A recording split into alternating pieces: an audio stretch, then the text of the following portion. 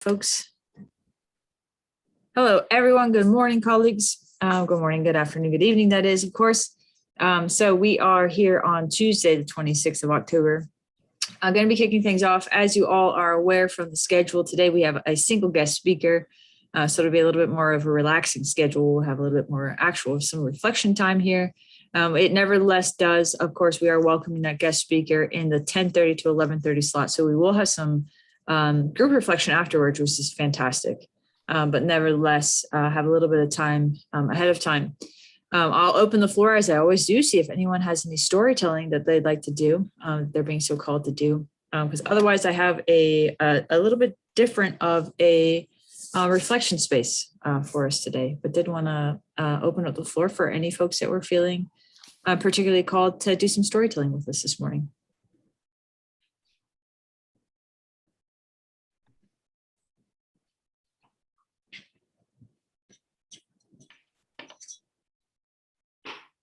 All right. So we'll go ahead. If anyone is feeling like they have something to share, absolutely let me know. We're going to do something a little bit different here for this morning's reflection. As I said, we're going to be slowly shifting away from the actual work of giving you as much live time this week on the storytelling framework, though I know many of you are still working on that. Some have just started that particular section of the framework this week. So do keep in mind that you'll want to try to get through the living story part of that framework by the end of the week. That being said, there are a couple things here that I do want to check in with you all on. And that's as we shift into the design phase of the program. I'm giving you some space as a cohort. And for those of you joining us live, we'll be able to do that. And those of us joining us asynchronously will see some of what we do here. And I'll afford you the space as an asynchronous group to do this as well. But of stepping back and thinking about next week, we're going to be welcoming folks into the program who haven't been with us so far for the last 2 months. And so they won't know as much about the program. They won't have done some of the work in anchoring our work in the storytelling means to the Sustainable Development Goals. And many of you live on this call, I know, struggled with that, at least initially, of like, how in the world do I make these connections? So next week, I'm going to actually have you do some reflecting with me to help assist us in welcoming the greater public to the IELOL global community through the Global Leadership Impact Summit. And so what we're going to do, I'm going to open up my chat, at least on here, and I'm going to give you a moment, each of you, to think about a series of prompts that I give you. And I will actually utilize these, so I'll take them forward. I won't necessarily read all of them off, but depending on what all you all contribute, I might actually put this into one page or something of that sort to share with the group. But the first one is going to be a reflection around global coalitions. So when we think about and step back from our work thus far, things that you've been hearing from our guest speakers, things that you've been hearing from each other around the world, have you had enough time yet to step back and reflect on some of what you've been taking away from the program yet? I know we've sort of been right within the thick of it, particularly these 3 weeks, the last 2 weeks and this third week itself. So that nevertheless, a lot of the group work time will also be transformational as you engage in group work to create a shared asset. But have you had time yet to step back from the program and think about some of what you've been learning, some of the stories you've been hearing, and making sense of all of that? So my first question prompt for you all is, I'll type it here in the chat.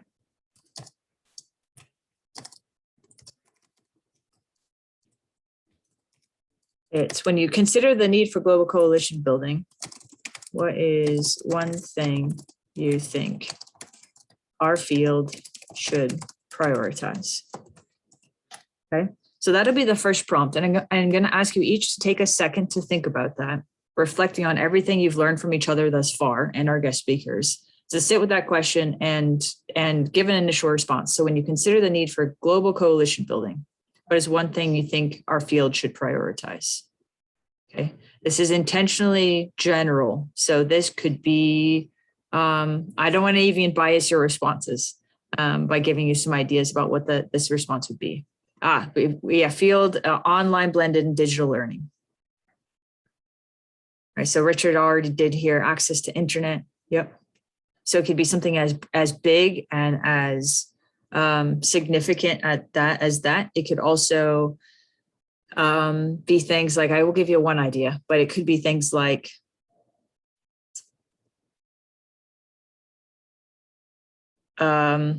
strategic leadership development, things of that sort.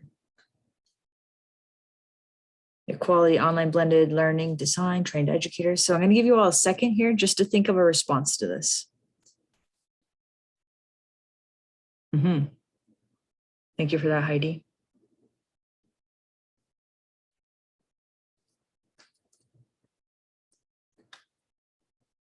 And do feel free to take contribute in the chat here, the response to this particular reflection prompt. Thanks, Lamia, for that. So for those watching the recording back and not necessarily looking at that chat, we've had quality online blended learning design. We've had trained educators, increasing a shared approach to what quality online learning means, entails, and looks like. Strategic support, strategic structures, 5-year plans. We need to overcome our tendency to work in silos and realize that we often suffer from the same issues and can learn from each other. Sharing of best practices in online teaching and learning among disciplines. During my graduate program, we talked about how there's always that one person in the room that activates. Carl, can you clarify activates there? It's too early. I meant to write advocates for that one. Okay. I thought so, but I didn't want to put words on your message there. Advocates for that one thing. So in this moment, I would encourage more Jedi learning design. I love that, by the way. Justice, equity, diversity, and inclusion. So student success, what languages to work in. Richard, do you mean like actually what languages to work in? Yeah, it's a global coalition, right? But it shouldn't be US. Everything is like the US. You know, I mean, there's so many countries in Spain. So you do Spanish, English. Do you do English, French? You know, we could do bilinguals. Yep, absolutely. We had a partner actually that it was an interesting moment of asking us whether or not we could run when we're in. For instance, we're talking to WeLearn right now about doing one of our regional colloquium in Chile. And they're like, well, could we run programming in Spanish? I was like, absolutely. Let's talk about that. Like, what resources would we need to make that happen for a global audience? But why not? So a great point there, and one that I'm very eager to come up with good solutions for across the board. Common administrative technologies that are easy to use, competency to develop co-created success criteria. Let's see. Yep. And then we had some great folks connecting over shared interests. So keep those coming as you have additional thoughts here. And I will thank you, Esther. Options for financing education, inclusivity, and non-discrimination, transformative education. Okay, so keep those coming. Jennifer, I know you hopped in here a little bit after I think I dropped this prompt, but there's a prompt here in the chat. If you want to contribute to that, please feel free to. I'm going to be having us reflect on the program here as we do the morning, since no had volunteer for some storytelling. All right, I'm going to drop in the second prompt here in the chat.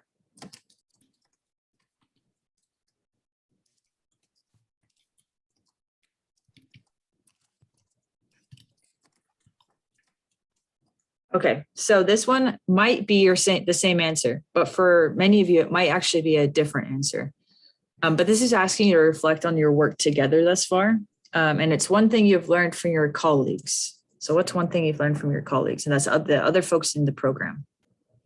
You might not be able to think of just one thing, but one thing at least you've learned from your colleagues thus far. How similar our experiences are. Yeah, absolutely.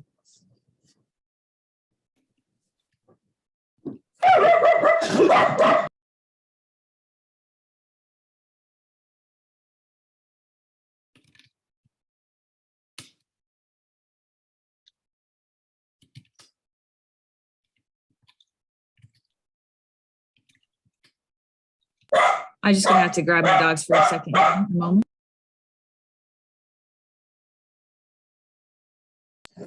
All right, so we've got the following in the chat. So in addition to how similar our experiences are, Jennifer's learned that many are experiencing the same challenges. So similar in that regard, similar sentiments. Yep. How IDs work. IDs, is that what you mean there, Diana? IDs? Let me know in the chat that's the case. Instructional designers, like how Perfect. instructional designers think and how they're perceiving faculty. Yeah, I mean it in a good way. It's just, it sounds weird when I type it, but I mean how we are seen through the instructional designer's eyes.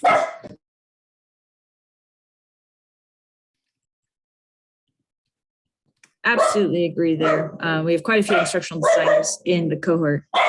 Jennifer also, Watson, apologies, she's barking at nothing. But Jennifer also shared here, learn strategies from those who are a little farther in the journey. So I'd like, Jennifer, I don't know if you're willing to expand on that a little bit here with us, but we, of course, one of the things that we find really interesting about this cohort and our long-term goals, and I don't know, I know you're unmuted, so I'm going to take that as a sign that you are willing to speak into this, but I'd be curious about the larger group of you as well, is that IELOL technically stands for the Institute for Emerging Leadership in Online Learning. But we've been sitting with that a lot. And one of the things that we're really uncomfortable with is this idea of emerging leadership. How do we, who designates what's emerging, who's emerging, and emerging as compared to what? And so I love your comment there because it touches on something that we struggle with a lot. We're even considering rebranding entirely because what is an emerging leader? So I don't know if you're willing to speak in that a little bit more and why you left that particular comment. Sure. Good morning, everyone. When I left, one of the things that I'm experiencing here is that this online production team is very new.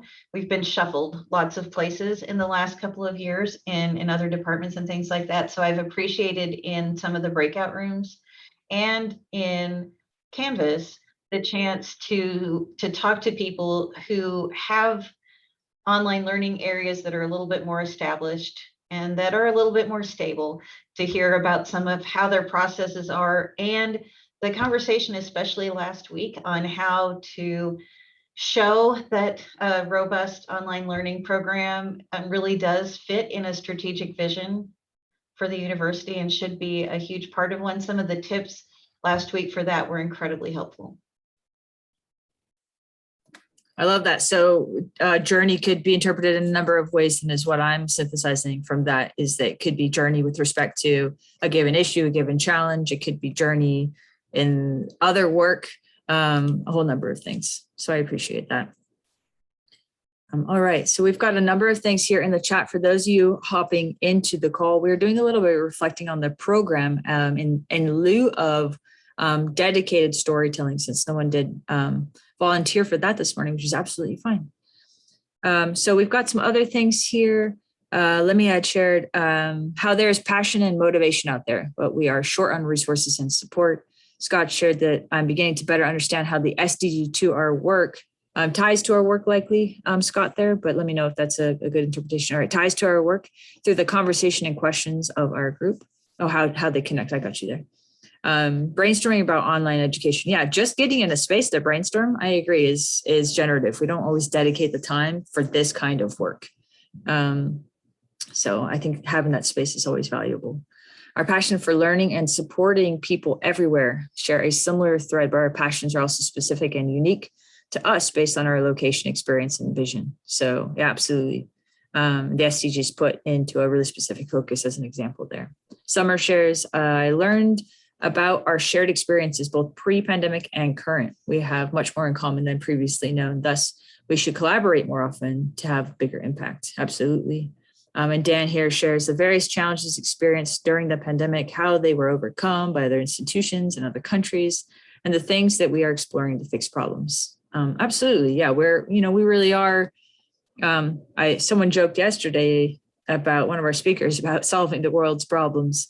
And that idea of solving, right, and fixing, we can always push on that and really sit with that. But at the end of the day, we do need to collaboratively work if we're going to move towards more sustainable, more equitable futures. So that's certainly a goal of the program, is to put folks like you in the room together, so we can hopefully build some collaborations and coalitions together of folks committed to this work. So I'm going to leave one more prompt here, and I'm going to open the floor. In the chat would be fantastic to contribute, but I might call on some of you, depending, to expand a little bit more as willing. So just let me know in the chat. You can raise your hand. You can physically raise your hand or use the raise hand button. You can just unmute, but whatever the case is.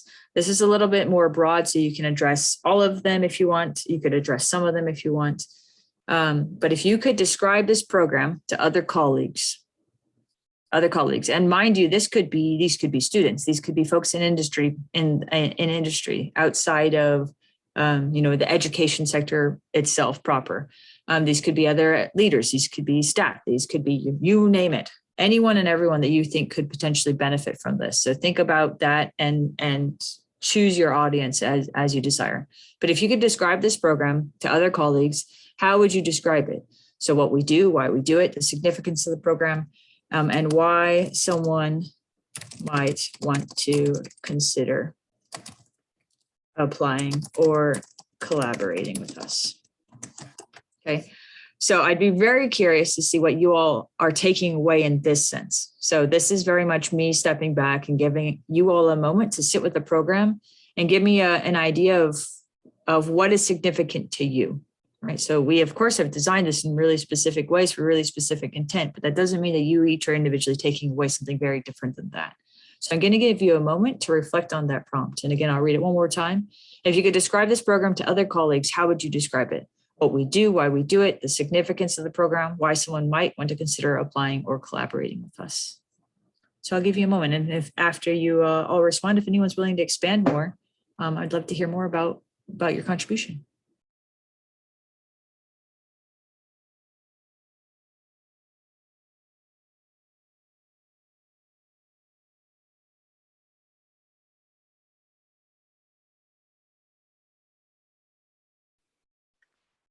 Well, what I say, because this is what I said yesterday, and this is not really formed. So, one, it creates a space for a type of conversation I hope to have more of. In the context of where I work, sometimes I get cast in a role, the tech guy, right? What's amazing about this program, yes, we talk a lot about technology, but we don't center technology. We center what is the need, what is our humanity, and it allows me to explore into those spaces. And because of the story framework and the crosswalk, it gives me a tool that I'm using right now to explore those things that may have interest or just on the edge of what I need to push through. But what I'm hoping is that it's next going to provide is the ability to better connect with other colleagues, because I've done that self-care, I've done that internal work, and now we have a common language and a common protocol in order to build something together. And so there's you might call an unintentional, or maybe it was intentional, staged approach to this thing. Now, I don't want to give the story away because I don't know what's going to happen when we get to the next phase, but I'm kind of interested to find out. Thank you for that, Scott. I'll begin to engage with them. And if you are able to synthesize that, Scott, via text, please do so in the chat. I did at least. Yeah. I'm not that good yet. I can only talk it out. I need more work. That's all right. To boil that down. No. Yep. I did take a couple short snippets there, just for the archive of the chat. Yeah. So let's see. Lemia had shared, if you are passionate about the online learning space, this program connects you with others as passionate to learn from each other through storytelling and connections to the UNSUGs, which can be applicable in all majors, topics, area of studies. Yeah. So connecting around passion, connecting around that idea of storytelling as well. Thank you for that, Lemia. Richard had shared, OLC wants to expand its global outlook by including a global approach made up of online practitioners all over the world, bring them together to collaborate in an authentic project that leads to future partnerships and networking. And hopefully some meaningful change. That's the idea, at least, through you all. So we'll see. That's our hope, is that we help embolden and support some change work here. Jennifer shares, for me, one of the main things I find significant is the ability to tie online learning to the SDGs, which may not appear to apply to some of them, but seeing them via metaphor and through different perspectives, we can see how online learning can make significant change in the areas developed in the SDGs. Jennifer, I have a sense of where you're going with that. I don't know if you're willing to be a little bit more nuanced with that, particularly that second half of it. I think one of the things, especially in our first week of the synchronous time together, watching how previous groups and how others in OLC leadership have found ways to show that online learning can make a significant impact in areas that we wouldn't expect it to just on the surface, like in poverty, like in sustainability, like in other places like that. And we look at first glance, we look at those and think, wow, I mean, those are wonderful SDGs, but where does online learning fit in? But you all showed us over the last couple of weeks how online learning can make a significant difference in any of them if we're just willing to open our mind up and brainstorm and talk to each other and come up with solutions. All right. I thought that's where you were going, but I didn't want to put those words in your mouth there. So thank you for that. Heidi shares, having the opportunity to lift the lid of our thinking, our vision, our processes from your locality of mind in your learning work. Yep. And see learning and processes and approach from a global perspective. And join a global group of smart online learning professionals and leaders. Heidi, would you be willing to expand? I would say for me, particularly on that first half, but just on that thought process as well around what, in your own experience, how that's maybe something that has been working for you or a benefit to you? Sure. Yeah, I think, for me, I live in the US, I work in the US while I've traveled internationally and lived internationally just for a spot, but about 30 years ago, my vision is very myopic.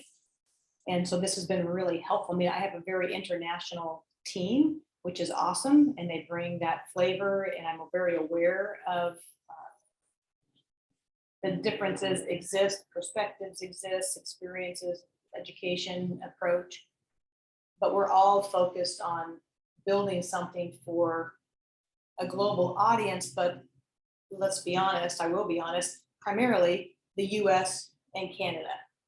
And then, a few other countries that are called out specifically because that's where the bulk of our membership sits. So with that in mind, it's very easy to just think about what I need and what what's going to meet our business needs. So this has been really helpful. Absolutely. Right. And one of the things that, thank you for that, Heidi, that we will of course encourage is that your work is interesting work as a cohort, and that by having space to the global perspective, we are enabling ourselves to look beyond our own local context. Even though, right, the assets that you build, the idea is that you can apply them and operationalize them in your local context. But if we're doing that across multiple local contexts, then we can engage in some really deep, meaningful collaboration, where this is shared work, this is collaborative work.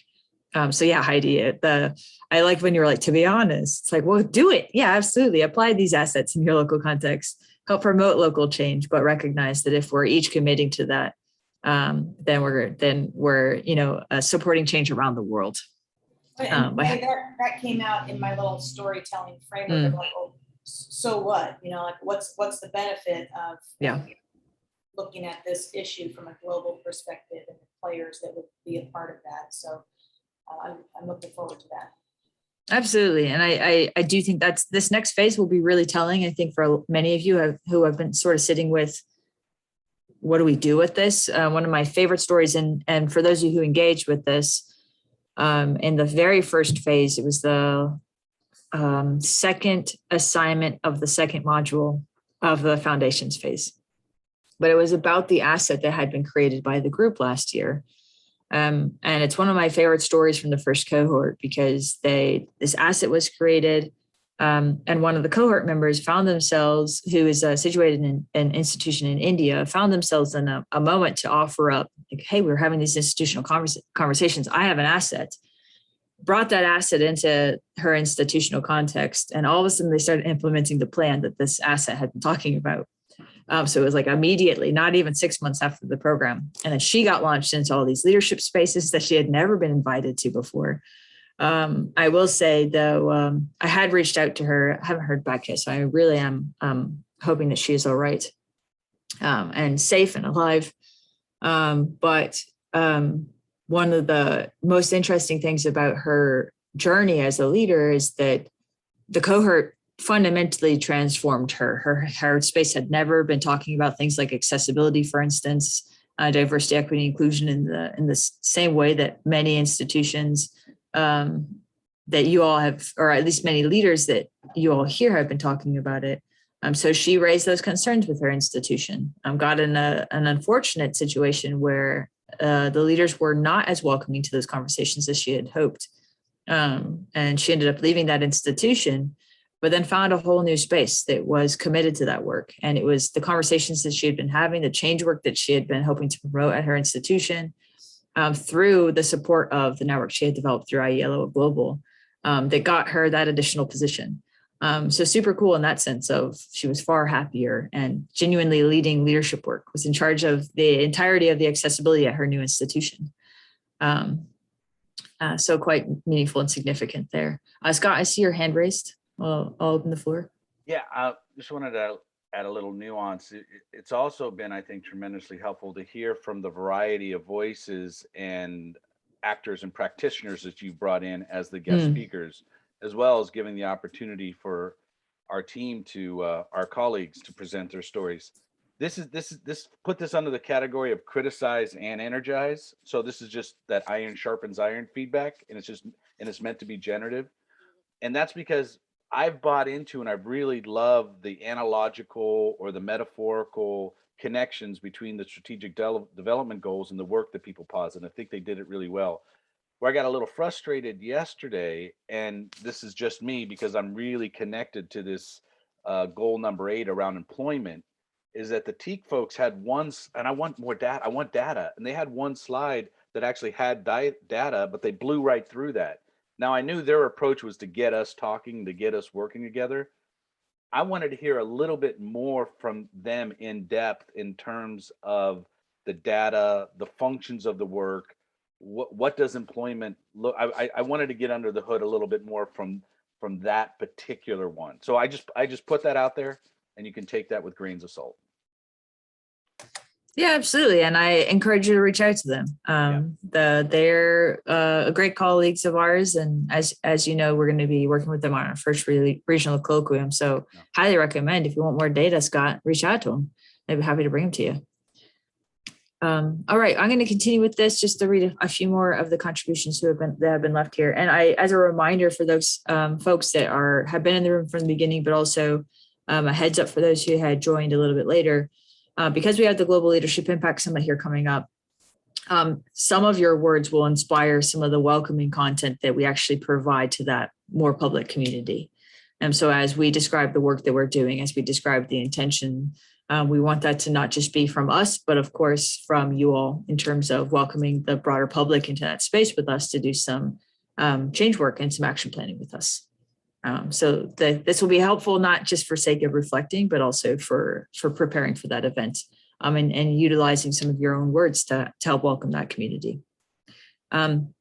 So Dan shared, I would describe this as a place to allow me to think with like minds about challenges and opportunities in online learning. It is exciting as I hear what others are doing and struggling with in digital learning. I can listen and offer some connection to others who have said something about that similar challenge, yet found a solution, listening, reflecting, brainstorming, sharing resources. Yep, absolutely, Dan.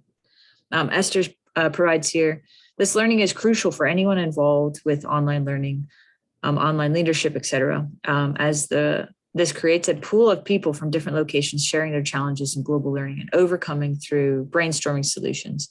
It will make us a significant you in online learning, contributing to our own environments. I love that. Let me share, I specifically teach SDGs in one of my classes. And my students feel like these goals are too large to make a difference. Providing these connections has helped me think of ways we can all help to achieve these goals. Yeah, agreed there. Summer shares, we might work somewhat similar to a global think tank. Oh, I love that, Summer, or advocacy group to affect online learning and online teaching and learning.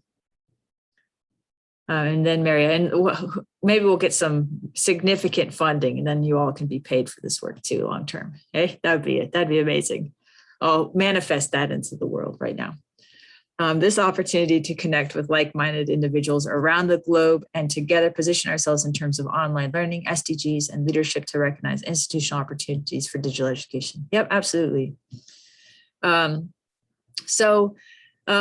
love it. Thank you all for this. Continue to reflect and please feel free to share the space. Oh, Scott here did just provide this one last recording or this one last comment here. And Dan, yes, it is recorded. I'm all right with that. I'll manifest that into the world and say wishful thinking and find some great partners who want to fund us all. IELOL provided a community of practice to engage in some deep hanging out. I love that, Scott. We are doing some deep hanging out. We should be doing that more often as a field. Regarding the socio-technical aspects that lead to a desired state of learning based on equity, access, and excellence as framed by SDG goals. Thank you. I actually do think that that was a great way of synthesizing what you had said earlier. So you got there. That being said, thank you all. The space is here. So be reflecting on what you're taking away. Some of what will be fascinating, particularly on the back end of this program as we work together, will be writing up. So Lemmy, I had shared at one point, and I hope you don't mind me bringing this back into the space of like, hopefully I get the promotion after this. And whether comical or serious, right? There is that degree to which you all are actually engaging in professional development. So what does it mean to meaningfully write up your experience? We'll be working with and working with each of you on that regard of thinking about how do you write this up in a CV? How do you actually articulate what you've taken away from this program and the work you're doing? I hope you all put the asset that you create as a group on your CV, right? That should be something you have produced that. You are an author, a creator of these assets. So as you even think about taking away that over the next month between now and December 3rd, which is when the program closes, be engaging and we'll take a little bit of time throughout the next 3 weeks with this type of reflecting, this type of writing, this type of collaborative space so that we are doing that collectively. Because there's only so much that we as program facilitators will be able to offer you some words, we'll offer you some templates, offer you some structure there. But at the end of the day, I think you all will be instrumental in giving each other the sense of intent, purpose, and the best communication strategies to take this forward and take your work forward and your reflections forward. So thank you for this. This has been really generative and continue to utilize the space as so desired. We are unfortunately 5 minutes past. I apologize about that, but we have just gone past our scheduled break time. So our scheduled break time was 10 to 10:15 a.m. Eastern Daylight Time. We are going to take the break and I will extend that just to 5 minutes afterwards. So we will start that now. It'll be a 15-minute break. We will reconvene here at 10:20 Eastern Standard Time. For those looking forward to this, we do have our guest speaker joining us at 10:30. So we'll have just 10 minutes to reconvene before that guest speaker joins us. As always, I'll put on some background music. If any folks have any questions, I'll be in the room. But otherwise, please take this time for whatever you might need.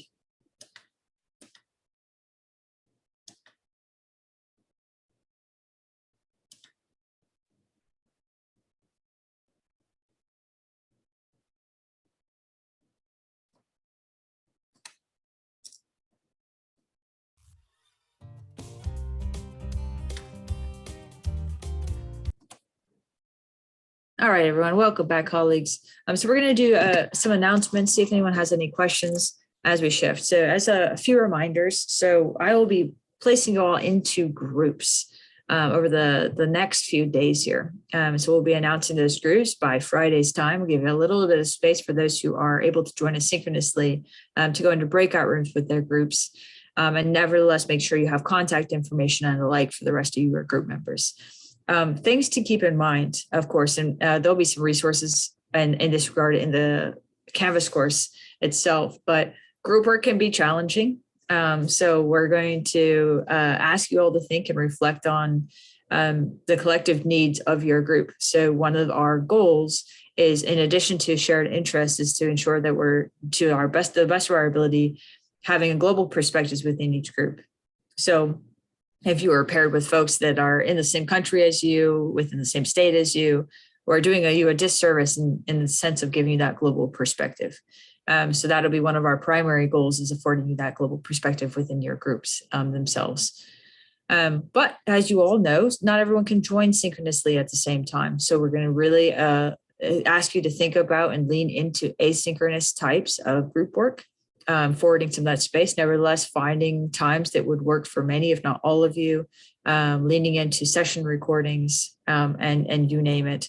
I will be offering up my Zoom room as a shared space. So there'll be several office hours that I put up where groups can come in. I can set you up in breakout rooms if you need just a space. I know not everyone does have their own institutional Zoom license. So I know that that's coming. And you all, of course, and there'll be some more onboarding in this regard, but that work will be primarily, I'll say asynchronous, but I'll say unfacilitated. So you as a group will be facilitating that work over the course of that phase. You will have a mentor assigned to each group, and that mentor will be doing a number of things. They'll have at least one synchronous meeting where they meet with you all at the beginning, in addition to potentially another synchronous meeting depending on group needs.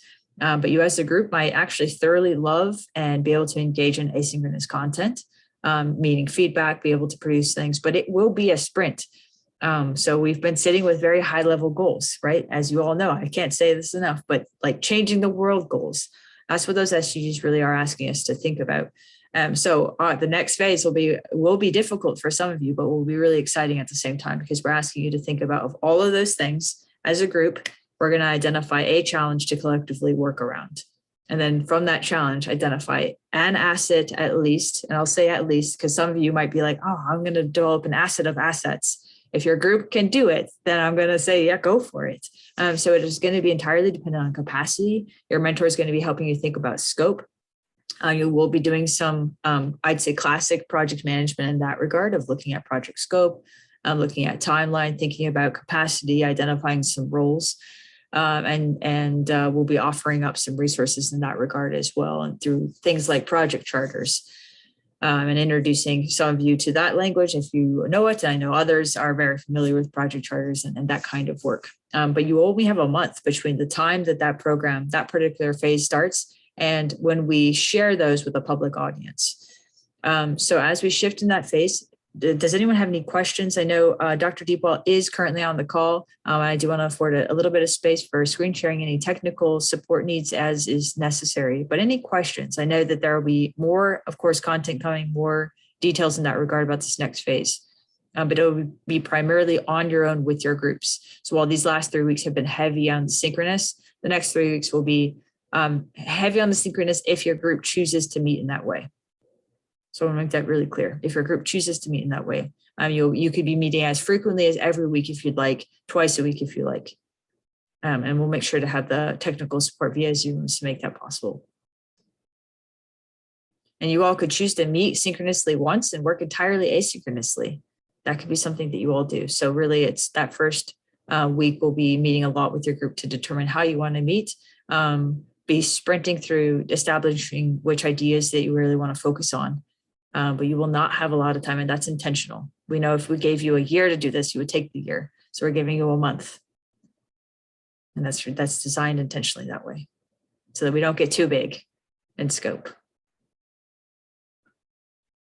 All right. Well, with that, do let me know. As you know, I'll be here. I'll be in the space. But Dr. Deepwell, welcome. Hello, welcome back. So Dr. Deepwell was, in fact, engaged with the program last year. And I had the privilege of meeting her last year as a guest speaker as well in this space. So we're welcoming her back. And as she knows, the cohort or the curriculum has shifted a little bit. And so she's well aware of this. But of course, as you all know, we are engaging in the SDGs. We're in week 3 of this. And Dr. Deepwell not only wanted, but then got assigned this particular SDG. So thoroughly looking forward to this. As you all know, this particular SDG is industry, innovation, and infrastructure. Industry, innovation, and infrastructure. And I'll read off here, recognizing, of course, Dr. Deepwell, you might have prepped this as well, but the UN defines this one as build resilient infrastructure, promote inclusive and sustainable industrialization, and foster innovation. So a lot to potentially unpack there. We have 4 minutes, Dr. Deepwell, and we do typically have some folks that hop on right at the half-hour mark. I'm wondering, do you need any tech assistance? I'm going to go ahead and make you a co-host for sake of screen sharing. Thanks, Manny. That's great. And hello, everybody. Great to be here with you. I'm looking forward to spending an hour thinking about exciting and interesting things. I'll see if I can share my screen okay. And then Yes, absolutely. Let's see where we get to.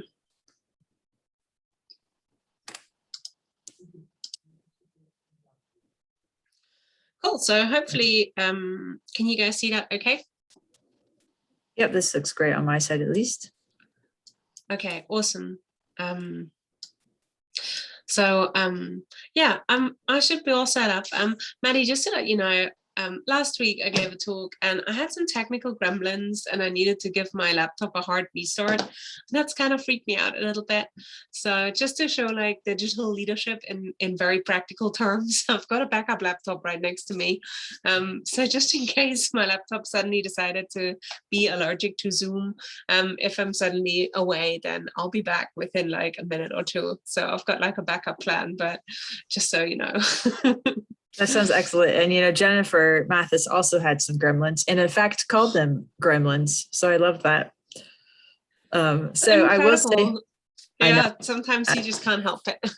Absolutely agreed. You know what, since we have 2 minutes here, I wonder if those in the cohort as well. So as you heard me as Dr. Deepwell joined us in this space, this cohort this year is different than last year. So last year we opened up into a little bit more, I'd say general spaces. We knew that these were folks engaging in leadership work around the world in various contexts and thinking about global leadership and global coalition building. So we opened up the platform to say, hey, we want you to come and talk about this work that you're doing. This year, of course, we're doing really intentional storytelling around the SDGs. So if you would cohort the participants in the chat, what's one thing that you have found either challenging, and I know for some of you it's been initially challenging, but also potentially rewarding in making these ties to the SDGs. So if you could just take 1 second to share that in the chat.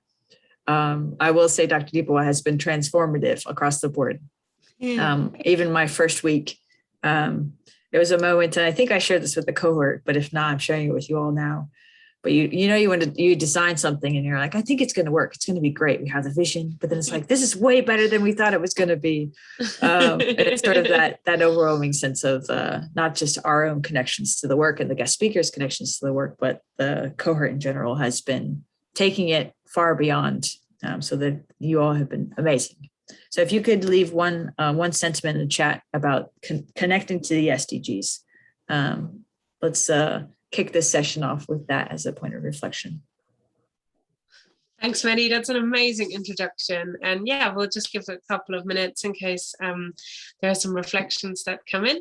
But whenever you guys are ready to kick off, I've got a really interactive session planned. So I'm going to give a little lightning talk and then we have some fun. There's going to be some remixing.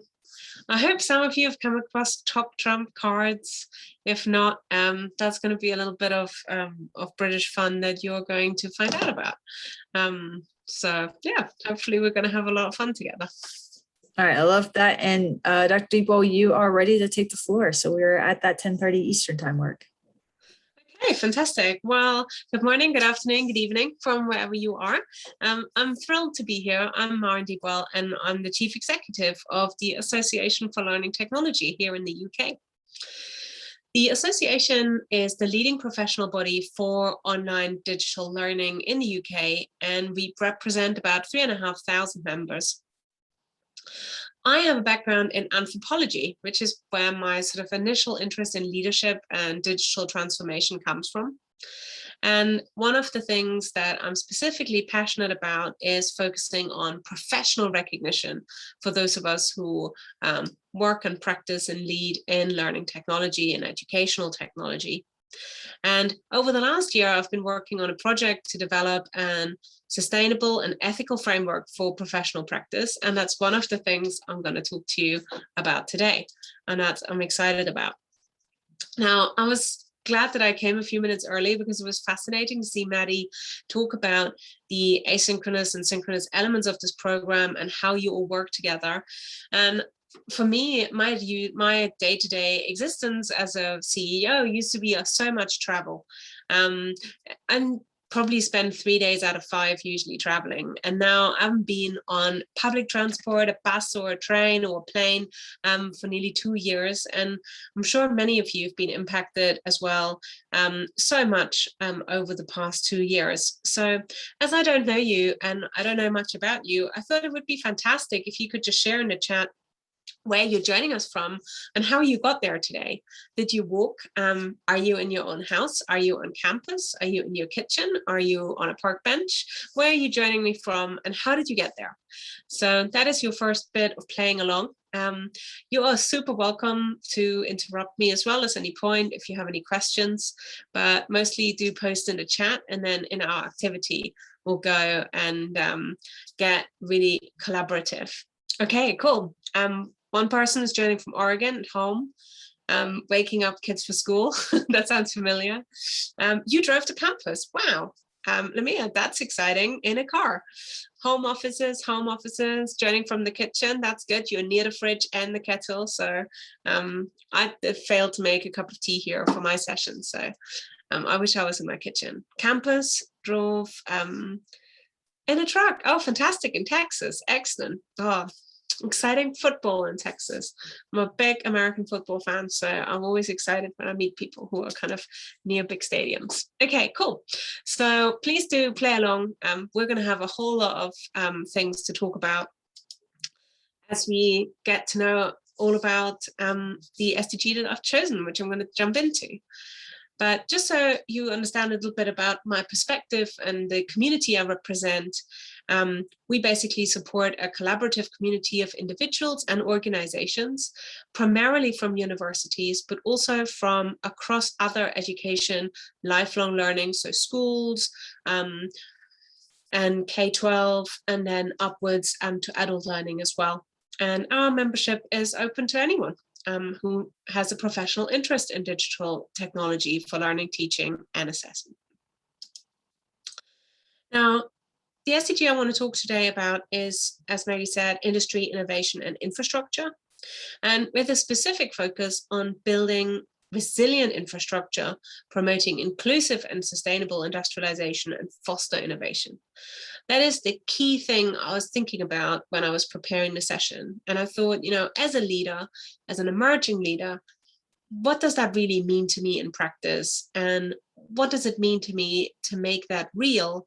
But also, what sort of influence do I have over the world in order to make that real? Because one of the things about Sustainable Development Goals is that, it would be amazing if we had world power and magic wands, but many of us have got very little influence over even what larger institutions do that we work with or work within.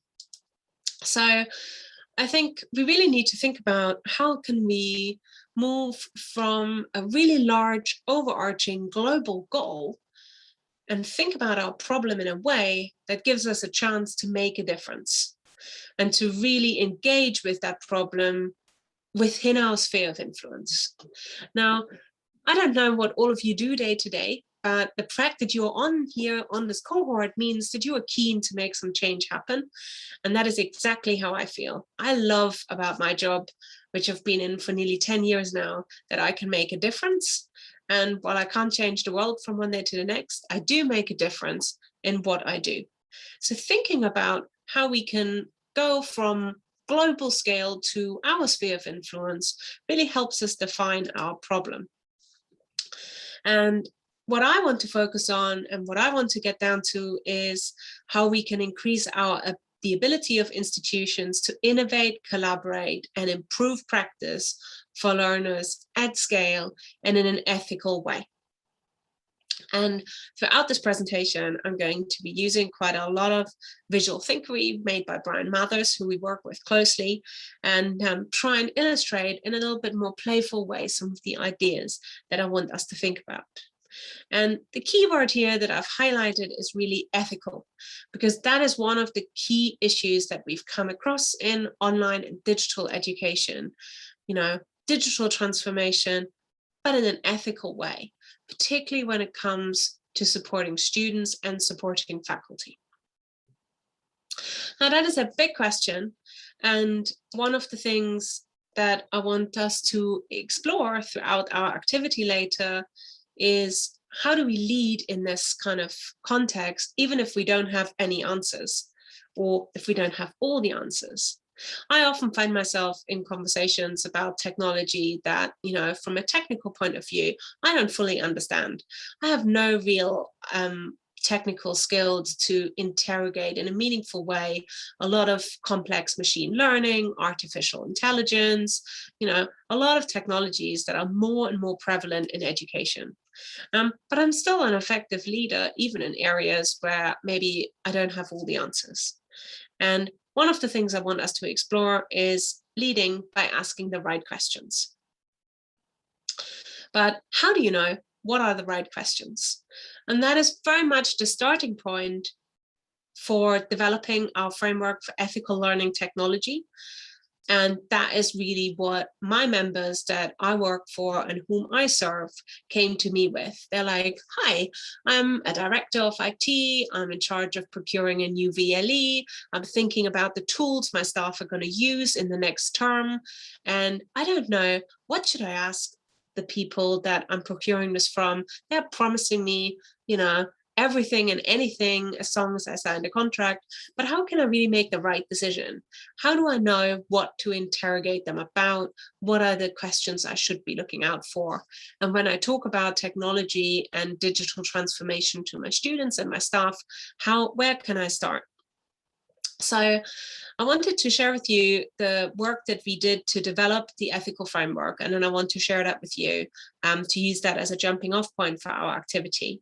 Because I feel in terms of digital transformation, as we've seen, particularly over the last 2 years, but also longer term, last 5, 10, 20 years, ethical questions have become really important, whether you're thinking about, how student data is used, or technology that affords quite a lot of surveillance to happen for staff and students or ourselves at work. There are a lot of questions that have been coming up about, not just what's possible, but should we do it and why? And is it a positive impact, not just technically possible? So that was the original motivation for us to start working on developing this framework. And I also want to unpack a little bit the context in which we developed this. So we tried to think very clearly what we mean by the language that we use.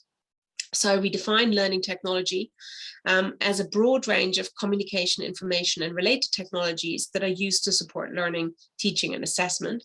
And we want to recognize that there is a wider context of policy theory and history that's fundamental to its ethical and equitable fair use.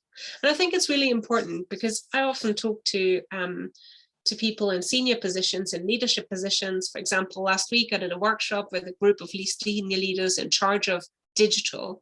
And I thought, okay, you're in charge of digital. That's great. What does that actually mean? What does that one word mean? Because it could mean that you're in charge of every member of staff knowing how to use Outlook or email, or maybe it means that you're in charge of your students gaining skills so that they become more employable in a more digital workplace. It could be that you're in charge of, IT infrastructure. It could be that you're in charge of learning, teaching, and assessment using technology ranging from, anything to do with blackboards and pencils up to, VR and AR.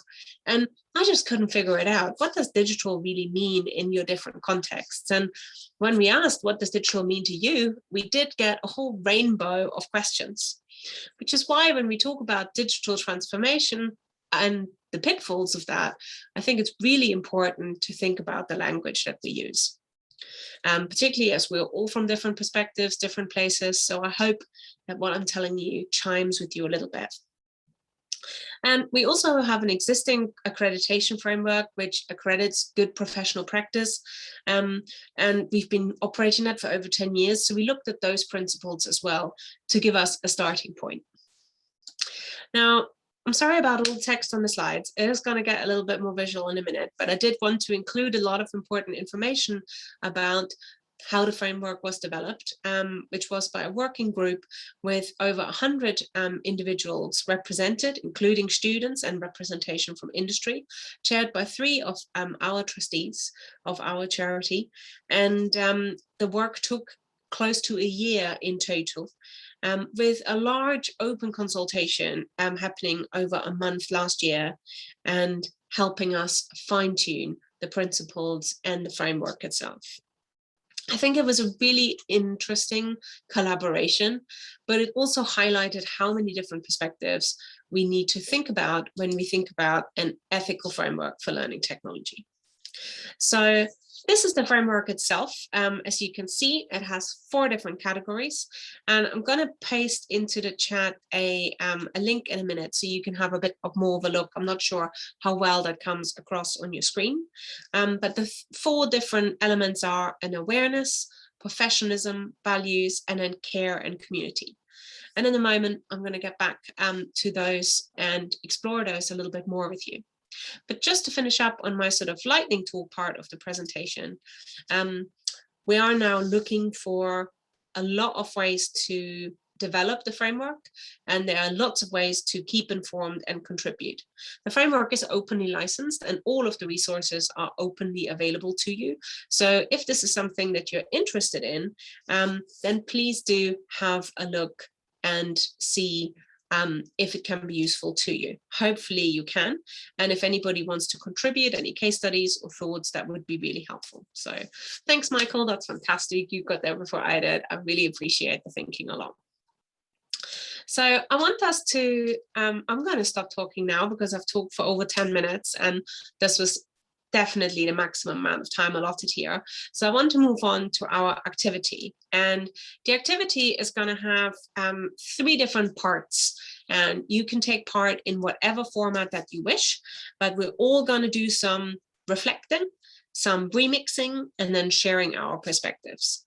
And Maddie, I would appreciate any guidance and in case you feel like we need to jump in and be more supportive.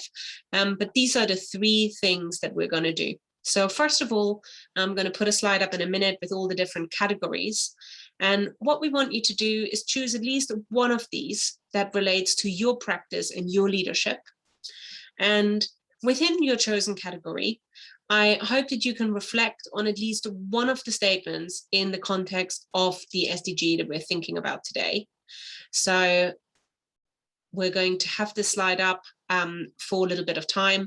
You can think about this, and what we want you to do is reflect on this in the context of your practice and how it could help you work towards building more resilient infrastructure, promoting inclusive and sustainable industrialization and foster innovation. And we're also going to, and I'll share the link in a moment, to give you an task to remix yourself or remix your leadership approach.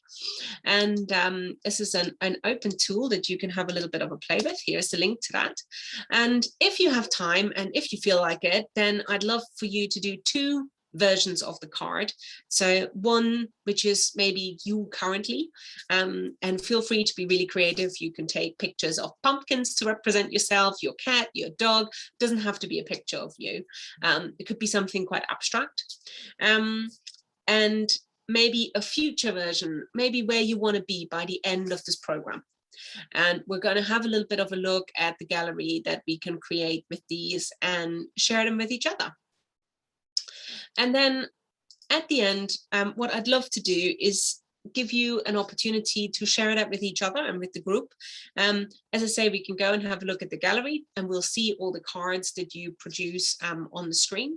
But also I think it would be amazing if people could either use their mic or share in the chat some of their reflections. So Maddie, I hope that all makes sense from a technical point of view. What do you think? Is there anything else we need to clear clarify before we get started?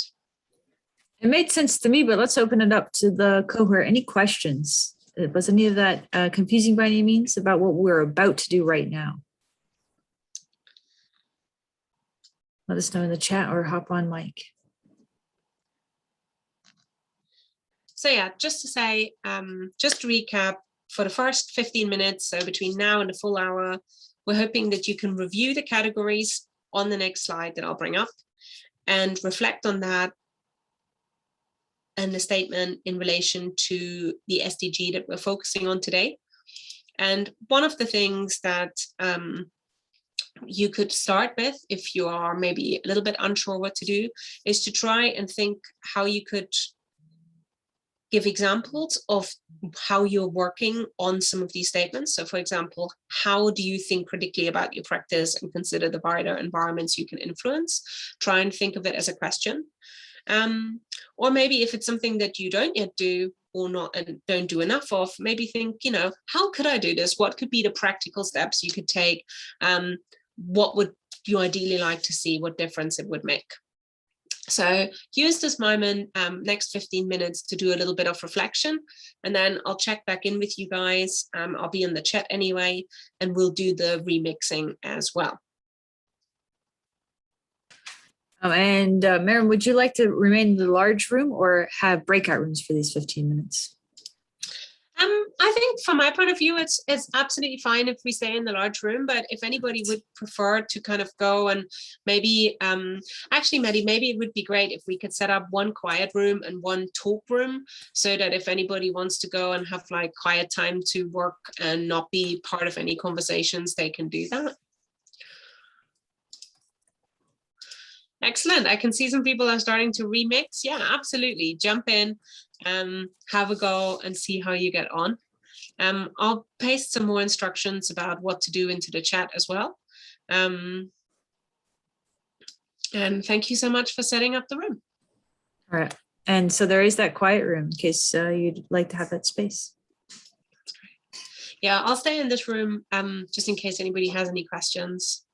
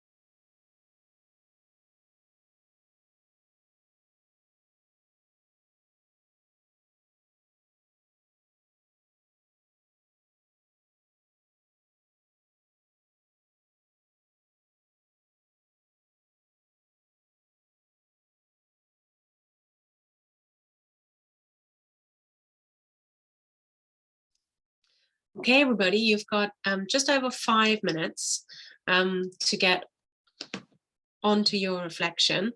So hopefully you've chosen a category by now.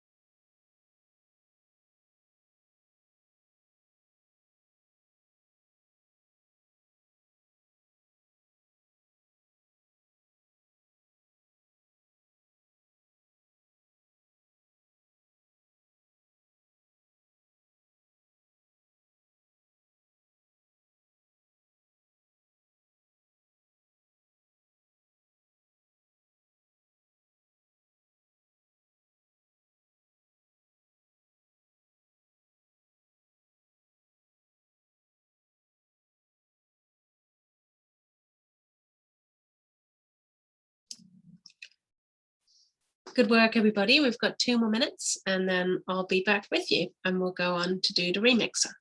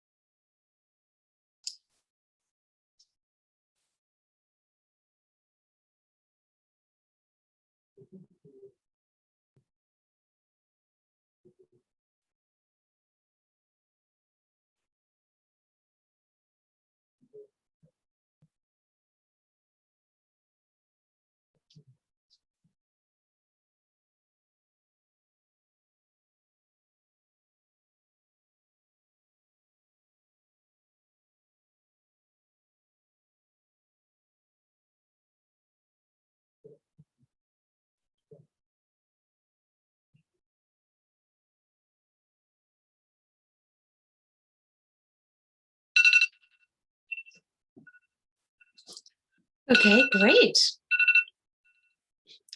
Thank you very much, everybody. I hope you found it useful to have a little bit of time for reflection. If your day is anything like mine, it's generally not a lot of time for reflection. So I'm glad that some of you were able to come along and do that. And in a minute, we're going to start sharing those. But first, I want to encourage you to head over to the Remixer and consider creating what your reality is like at the moment, and think a little bit about the different categories you could use. The example I've got on the screen here uses things to do with digital transformation and leadership in online learning, but you might find you have slightly different categories that you can choose. As I said, it's completely up to you what you use. You can change the images, you can change the color, you can make one version, you can make two, and I'm going to give you a few minutes now so we can all have a look and see if we can start to create a few of these. So I'm just going to try and share a different window, because I've brought up the Remixer so we could have a look together and see if we can have a look at that together as you are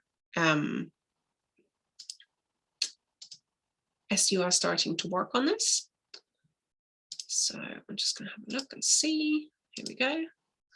Hopefully that's come up for you. Maddie, is that looking okay?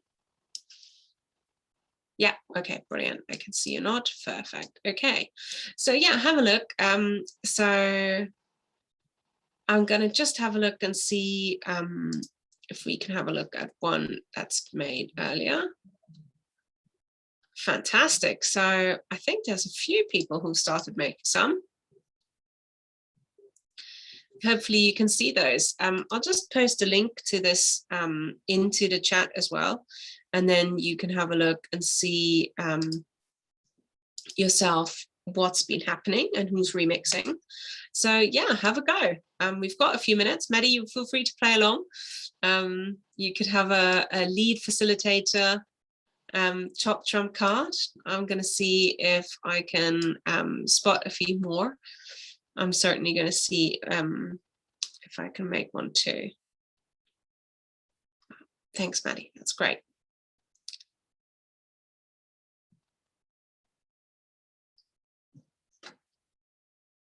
I like the adjacent connector and adjacent possible. That's a nice bit of playful metaphor there.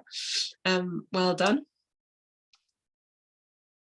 You can see lots of people use these in lots of different ways. You can have a look at some of the previous ones.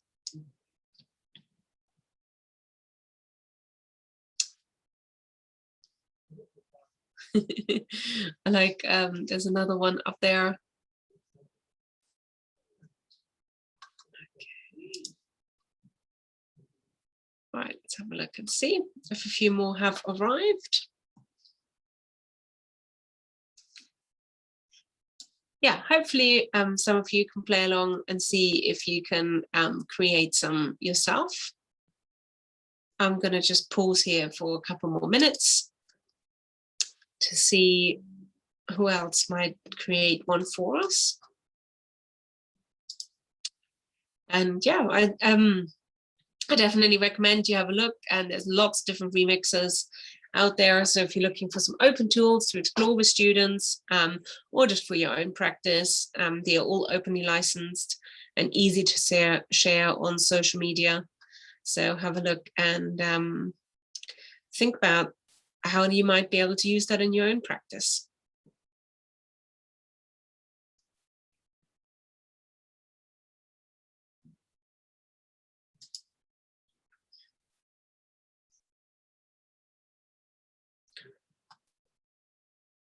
Right, I'm just letting that refresh. Oh, excellent. Someone else has made one. That's great.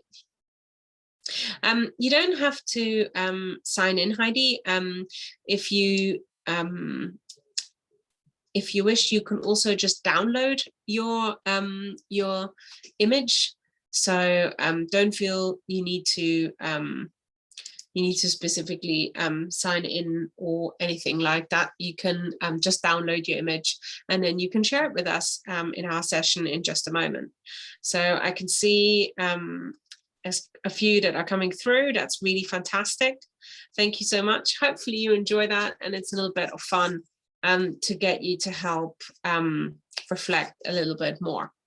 In a moment. Are we looking at a specific gallery that you set up for this session, or is just the gallery just the most recent that have been posted? And the most recent that have been posted, yeah. All right.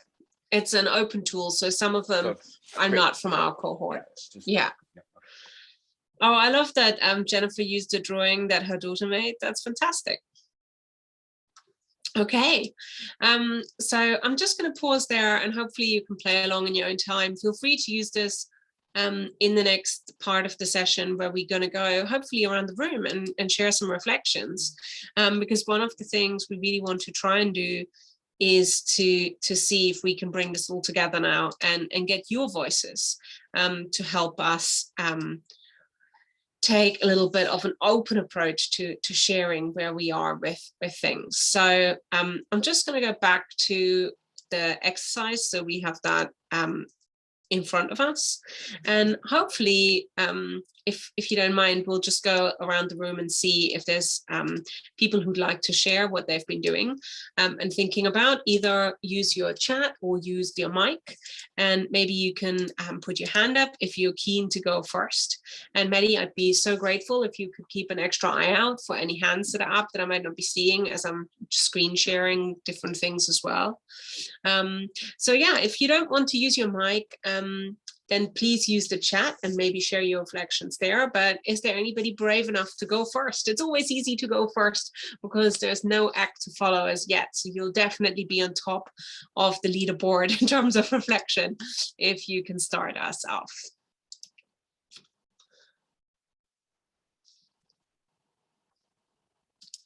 Okay. Oh, I can see Amia's posted something in there. And I'm just going to read that out. Or do you have a mic? Would you like to use the mic and tell us your post?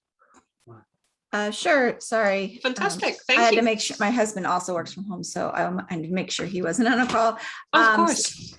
So specifically, the one that I was centering around was the values. And we've talked a lot about this in the last couple of weeks, but ensuring that all that we do is accessible for all learners.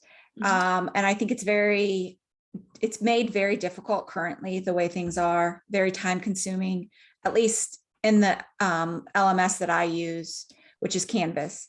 It's very much up to the instructor. So what I was talking about is that there's no requirement to make things accessible. And if you want to, that you have to create this accessibility.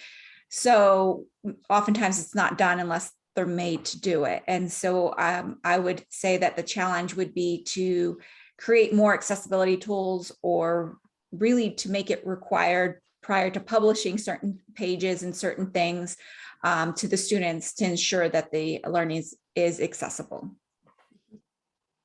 That's a great reflection. Thank you. And I think that must chime with many of us here in the room.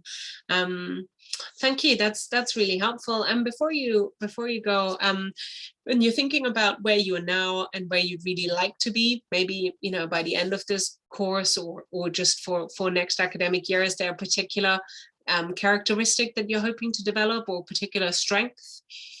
Something that would give you superpowers in the kind of day-to-day challenges that you face? So I put on that little remix that, and I've said this before, that, so often the individuals in this cohort are, I feel like, pretty big change makers. And I say this not like demeaningly, but I'm just a teacher. Like I'm actually a non-tenure track. So on that scale, I'm even lower. So even as teachers, so I don't feel like I'm a very big change maker in my space. Not because I don't try, but because it's not often heard or considered important. So that's where I'd like to kind of see if my card was improved upon. That's the area that I would like to see improve. Excellent. Thank you so much. And thank you for going first as well. That's really amazing. Thank you. I can see Christina also posted something in there about actually the challenge that we all have of making time for reflection. Christina, you're welcome to take the mic if you have that capacity. We'd love to hear from you, but also really valuable to have your words in the chat there. Sure, I can chime in a little bit. Hello. Hi. Hi. I don't mean to take up everyone's time with this, but I guess, we've just been, time is pretty critical on our team, right? And as much as I'd like to make time for reflection, I think there's a culture within our office of feeling like reflection isn't worthwhile. It's not worth taking the time to do. We have other things that are more important, like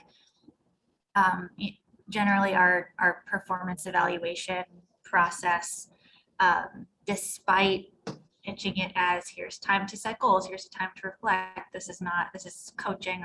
We're not being punitive. It's something that no one is interested in making time to do. And it's something that I really value. So just thinking about how to make more of a culture of reflection on our team, that we value taking the time to make a space for it. Great. Thank you so much for that contribution. I can see many people kind of nodding, but also, really chimes with me as well. I think it is a really ongoing and really ongoing challenge to kind of put why in like at the heart of everything, not, how quickly or how many or sort of more quantitative milestones. So that's really valuable. So that would be your sort of key superpower that would make things better if there was more time to reflect. Yeah, I think that we're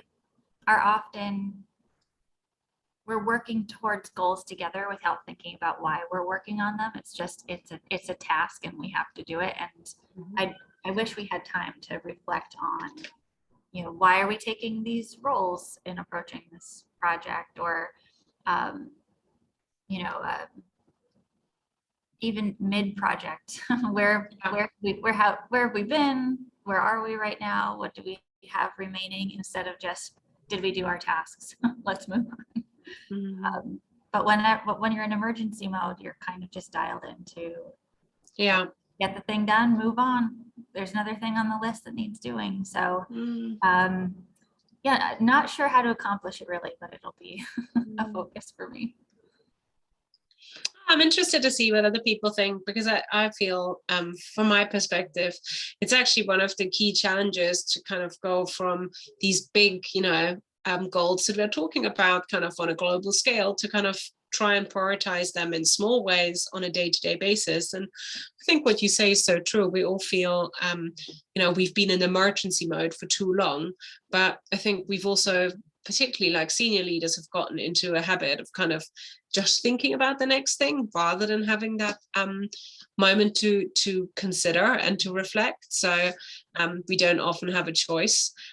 So I think that's a really valuable contribution. Thank you so much. That's fantastic. Thank you. Yeah, actually, as you said that, sorry, not to prolong it too much longer, but one thing it made me think of is this culture of innovation and how there's this pressure to like continuously do something new, continuously keep moving forward. But on my team, there's this maintenance problem. We've developed all this cool stuff, and it's like time is marching on and it needs attention, but there's this institutional focus on the next new exciting thing and innovation. So I feel like the smaller scale, like having reflection on our team, is mirrored on a bigger, like an institutional scale too. Well, I think that's really helpful. Yeah. And I think that's also one of the things we need to think about when we think about sustainability and ethical approaches to technology. Who is best served by this sort of continuous drive for innovation? Are we actually benefiting students? And, you know, I think you're asking some really big questions there. And I can see in the chat that quite a few people are commenting and chiming with that. Who wants to jump in next? As you can see, it's a friendly space. We'd love to hear from you. Anybody fancy grabbing the mic or come in via the chat? Well, I just want to really quickly, this is Sammy. Hello. Hi.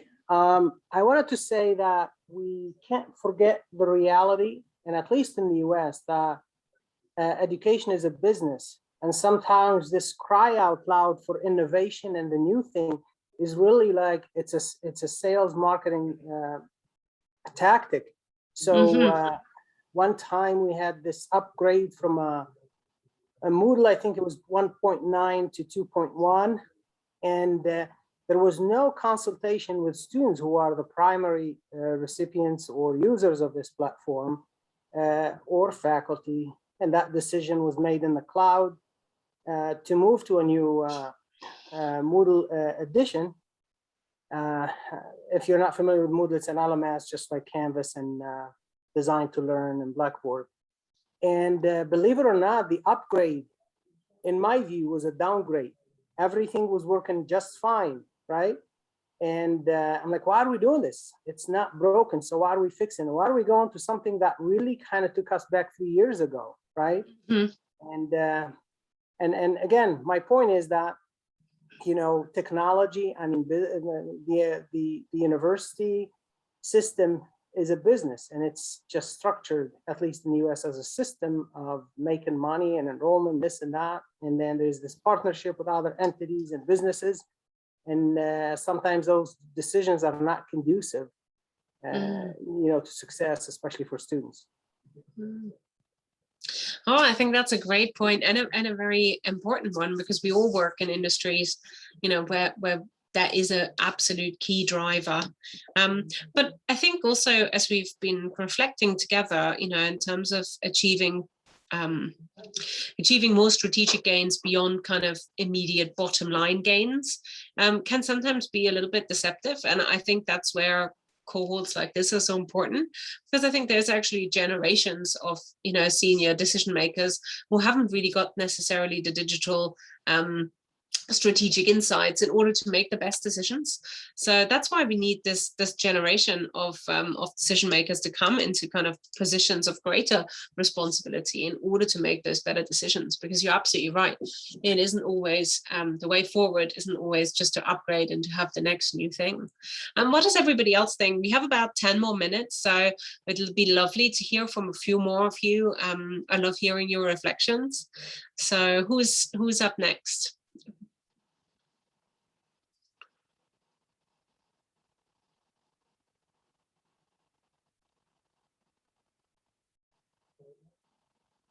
You can come in the chat if you don't want to use your mic, or if you want to follow up on any points, any particular things that chimed with you.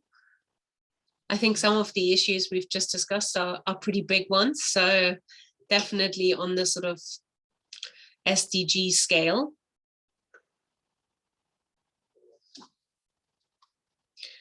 Maddie, can you see anybody with their hand up? I can't see the whole screen while I'm sharing. Nope, not at the moment. Okay.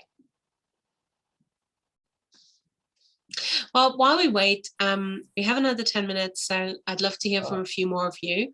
I'm just going to put, oh, yeah, please do. Maureen, Yeah? let me kind of jump in. Okay, so Maureen, it's great to have you here. Hello? Hello, can you hear me? Yes, I can. All right, so my name is John. Yeah, I met you Hi. at Lisbon at the CC conference in 2019 or so. Yeah, exactly. So going to the reflection, I started to think in terms of the last commenter talked about trying to make changes and think that every time upgrade is actually moving up, whereas it's actually destabilizing the system.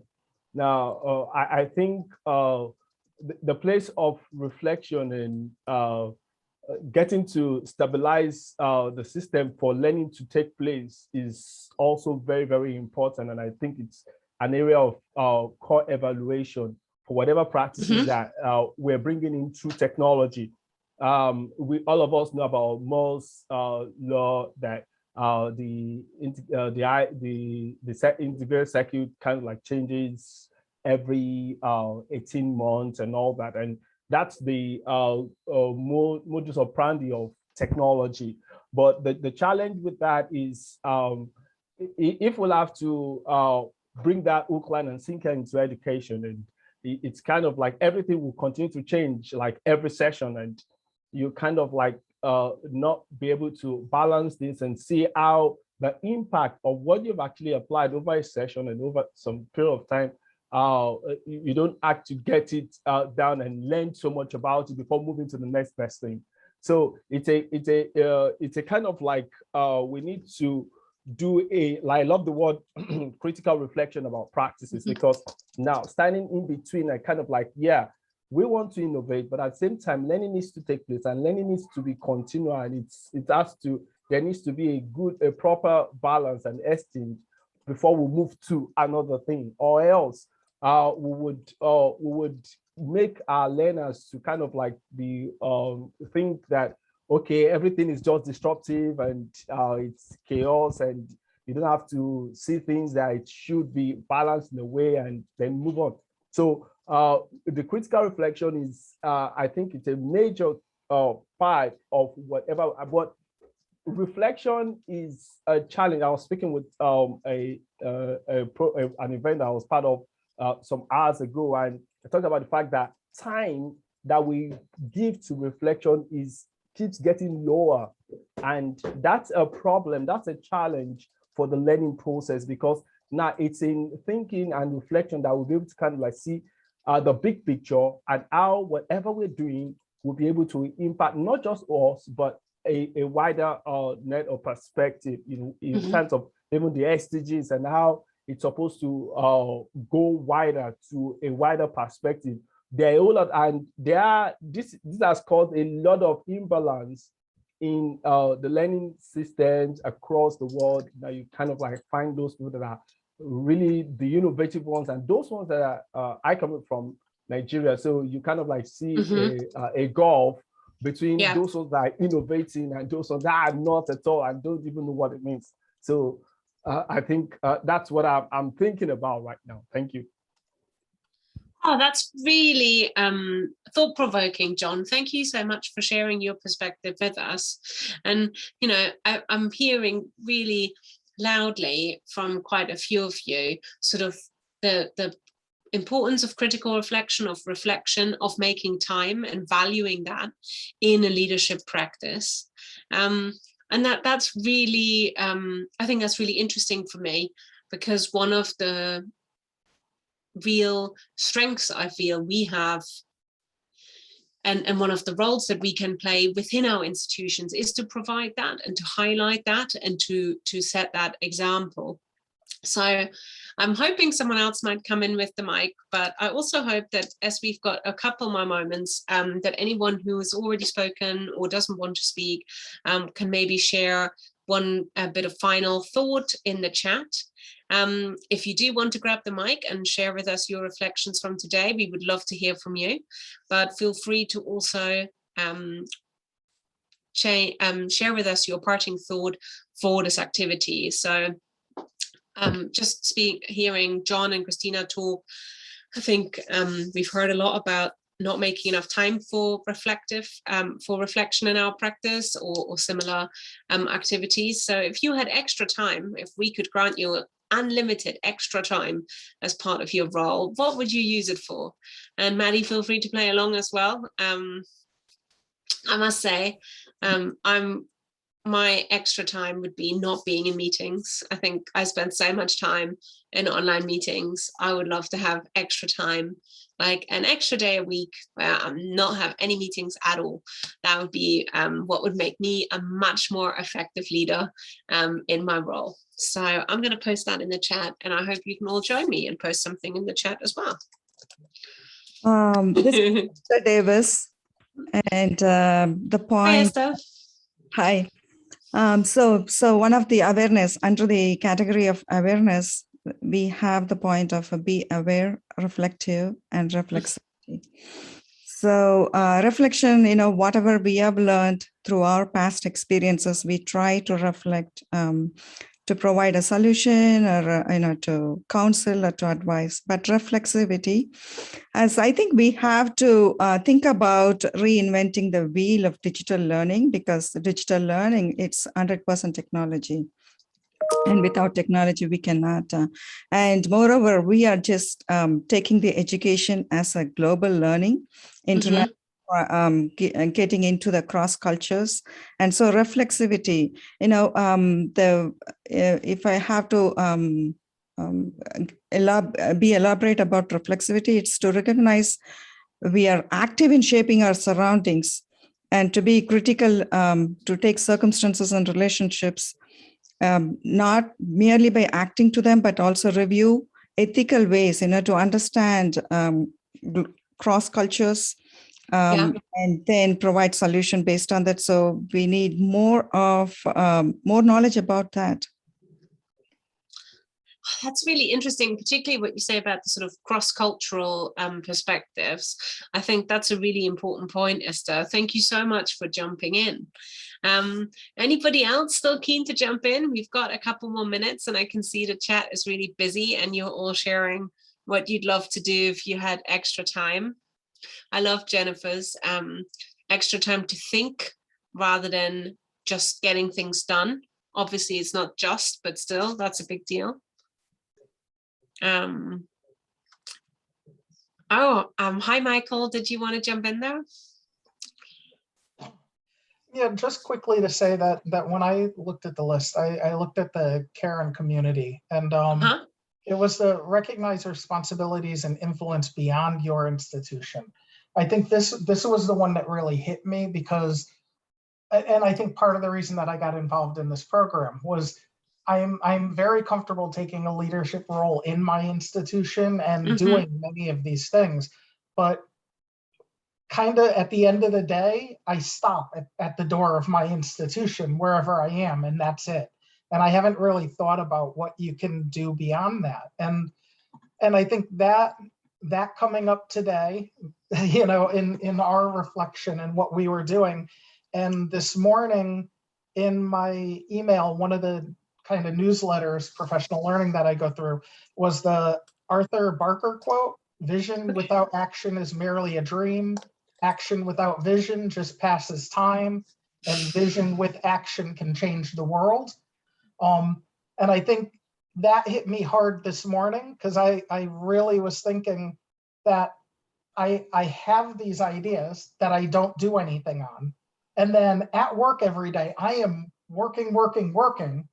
And it just seems like the time is going, but I'm not getting to where I want to go. And I think I connected that this morning of, I really need the action that follows my vision, not just action to kind of get stuff done every day. And I think that combined with the, hey, I have to recognize my own responsibility and influence beyond what I do on a daily basis. I think that was a powerful moment for me. And I just wanted to share that with others, because I feel like that's part of why I'm in this program and what I'm looking to do next, with not necessarily the extra time that I'm going to find, but I think I am going to have to find time out of what I have on a regular basis to do this, rather than thinking, if I had the hour, I need to make the hour. So that's a great sentiment. And thank you, Michael, for sharing the quote. I think people are really responding to that in the chat. And I think that's a beautiful place for us to just pause, because I think thinking about beyond your institution, I think is an extremely fruitful way of also often solving problems within your institution. So I hope that this framework will give you an opportunity to start asking those questions and reflecting on your practice, but also use that potentially with colleagues or in your institution to say, hey, there is a helpful framework that we can use to, frame conversations between staff, frame conversations with students. Maddie, I'm really aware that the conversation is really just getting started, but we are close to our full hour. So I might just hand over to you to wrap things up, if that's okay. Absolutely. And Maren, one of the things that I didn't ping you with, because I certainly was respectful of your time and knowledgeable about the ask we made of you, but we have the benefit of having 30 minutes now as a group to reflect. So we shift into group reflection. If you have the time, please feel free to stay on, but otherwise we always do this. So if you have any sentiments you'd like to share with Dr. Deepwell here, please feel free to leave those in the chat. And if she has to hop off, I'll make sure to get them to her. But thank you so much for your time once again, for supporting the program and helping us learn and grow together here. Thank you, Maddie, and thank you, everyone. One of the absolute downsides of these online interactions from across the world is that you're kind of neatly fitted into my busy day, and unfortunately I have to kind of jump off, but I really loved my time with you guys, and I hope it's going to be a really fruitful journey for you all. So Maddie, I'm looking forward to hearing more and keeping in touch. So it was really inspiring for me. Thank you. Yes, thanks to you as well. And we'll see you next time. Okay, thank you very much, everybody. See you soon. All right, folks. So we know the schedule at this point. We have some more space for group reflection. I really do think we were just getting into, I don't want to say meaningful things because everything has been meaningful, but some more dialogic reflection. So I'd like to extend that. Anyone feeling like yes, conversation, Kristen, that's exactly what I was thinking. We're actually having a dialogue now. So anything else that folks want to extend, I will share myself. I know Maren had extended this, but I, wanted to make sure to have the floor. I share really similar sentiments, personally with what you had shared in the chat here, Jennifer, around, I think the one thing I ask Angela is my direct supervisor. So I report to Angela Gunder, that is. One of the things I talk to Angela all the time about is I wish I had more time to plan all the things that I have. Right? I have 4 projects in mind that I haven't been able to start yet. And whole new business lines and whole areas of the org. And I'm like, I just don't have time to do the things unless I dedicated all my free time. I don't have the time to do all the things that I want to. But I know that they'd be really impactful, right? Whole impactful service areas for our org and our community, and things that I want to do with the program. We have whole websites we want to build. I can't even begin to unravel the master plan in my brain for all the things that I want to do and accomplish with our community. But it's that time, right? It's the getting things done that from program to program to program that takes up the majority of my time. So I'm like, I wish I had more time just to sit and do that, just to strategically plan and to map up all the pieces. So I fully resonated with me there, Jennifer. But other things that came to mind as you all were thinking and reflecting on the various exercises that Dr. Deepwell set up for us today? It was interesting to me, and what was shared earlier, someone was saying about, making that time and finding that time. I've seen organizations or individuals, actually, I should say, do kind of like a Friday afternoon session where it's they block time 2 or 3 hours on their calendar. And again, really, it shouldn't be, just, locked down to Friday afternoon for everybody. Everyone really making and finding the time that works best for them, right? So folks, who are really early morning risers and those who kind of, grind the wheel at night and come up with those great ideas, but really carving that time out, setting that time aside for it, because we all know what you don't make time for doesn't get done, right? So we have to be really intentional and purposeful and communicate that too, right? That this is my time, please don't schedule over that. That's not just like a buffer or something that, I make time, I put on my calendar, but I never get time to do every week. So I think, really being intentional about finding out what works best for you. And then, how you can work that into your work schedule. Someone was also sharing earlier about what we do and how we share that. So I know that looking back at some of the work that Maren had shared in the ethical learning framework, she had talked about and had, I think, highlighted one of those of sharing. Really, to me, it meant more like sharing and elevating and amplifying the work that you do. So much of us, do the work, they make the time for this stuff, and then it just kind of doesn't get too far beyond our initial scope, right? might make it out of your department, maybe out of your university. You know, a lot of us talked about presenting at conferences and sharing and collaborating, but really also setting aside, you know, time and intention for those sorts of things. I personally have really found Twitter to be really helpful in that, and connecting with folks and connecting with those thought leaders in terms of just, it could be anything from like a quote to a specific practice to an all-out publication and more. But Twitter for professional use, for me at least, I think I've really found fruitful and beneficial. And again, it's a tool that I use. And then since I'm already there, you know, it's more likely that I'll catch things on Twitter. It's hard to make time to go out to these websites or places if you're not already there. So I was thinking about elevating and amplifying and really trying to do that as best we can. Someone was sharing earlier in the chat about how we're still kind of stuck in that emergency mode of like, do the work, do the project, move on, keep it going, and we don't get a chance to stop and think. So if we can share that information and really kind of reflect on it, take it deeper, put it out there on Twitter. I love it when people like crowdsource information, or they ask for help, they ask for feedback, and they iterate on this design. It gets better and better and better. I think that's really, really powerful. You know, no one's ever going to create something that's perfect. Sometimes we get stuck, and I'll say that for myself too, you know, getting stuck in perfectionism. And we don't want to let perfection be the enemy of good, right? So it's like, I started with something, I threw that spaghetti on the wall, it's stuck, okay. And then with time, how is this going to get better and better? How can others help me? How can the different perspectives and lens from all of my different colleagues, my diverse colleagues, you know, make this a better thing? You know, and that's really what the objective is to make it a better thing. My final thought, as you were saying, Maddie, about all the wonderful ideas that you have. And yeah, I definitely hear you in trying to get to those higher order thinking skills and being strategic and taking that step back and looking at the big picture. I know that, and everyone, you know, it depends, but some of the, like some people meet with their team lead or supervisor, be it once a week, you know, bi-weekly, every 6 months, once a year, whatever it may be. You know, we all have those things that we put on our, not necessarily like our CV, but like all the things that we've been doing, right? All the maintenance things, all the things that need to get done, all those little, you know, aspects and things that maybe even your team lead isn't even aware of. But from that, you know, there's that, the mundane, you know, the regular, the typical, the job expectations, but then there's the separate sorts of things that are like above and beyond. And I think those are what we really do need to hone in on, because that's what sets us apart from others, right?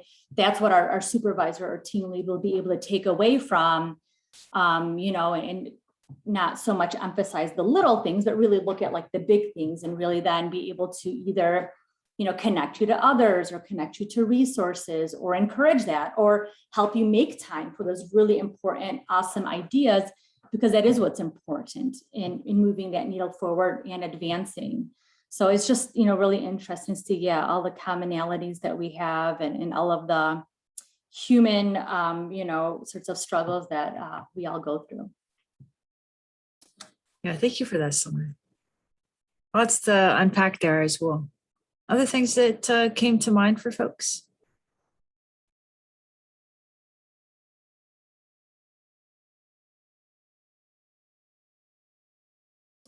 I'm curious about too, if anyone has particular opinions. I saw Kristen following up with Heidi in the chat there around that idea. We, in the OLC, we even did half-day Fridays. And to each their own. I know I was certainly in a spot at the time where I was like, I can't take a half day. Like, I hope you're okay with me taking partial day Monday, Tuesdays, and Wednesdays, because that's what I actually need. But half day Friday, I can't do it. I don't know how I'm going to get all the meetings that I need to get in on Friday, because a lot of folks, Friday is an interesting day in academia. But curious how folks how you do that. Heidi, I see you when we did that. Yeah, it was interesting this last summer. We have a great CEO, and we were noticing that people were not taking time off, primarily because they couldn't go anywhere. So why just stay home and work? I mean, that's what they were doing, what all of us were doing. And she mandated that we would have something called summer hours, and every employee would take a half a day off a week for 12 weeks. Or if you wanted to work, you still take your half day off, but if you wanted to work the other 4 hours on the work 4 nines, then you take a full day off, whatever day you wanted. And at first our company was just like, you want me to what? You want me to take time off? Like, that's weird. Okay. And so they, started to do this, and then it became this like obligation. It was like fitting one more thing. It's like, oh my gosh, I gotta take a half a day off. Oh, when am I going to squeeze that in? And it was interesting because I would have thought when I first heard about this, the selfish side of me thought, oh my gosh, I can't have our productivity slip. That's not going to work. And it didn't. That was what was really fascinating, is that we all found time to be more focused when we were working, to afford ourselves the half day or the full day away from work. So I think it was either a combination of being smarter with our time, but probably more importantly, being refreshed, being mentally like supercharged, because you'd actually not thought about work for a chunk of time plus your weekend. So it was an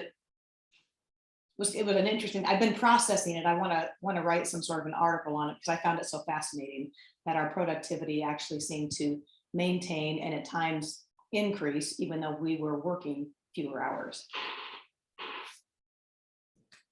Yeah, I see you had shared that, Kristen, about deep working as well. I couldn't find the article. I'd mentioned it a couple of weeks back, but not terribly long ago, an article was put out around this one CEO that does the 30-hour work week. I think it was last week we were talking about work weeks.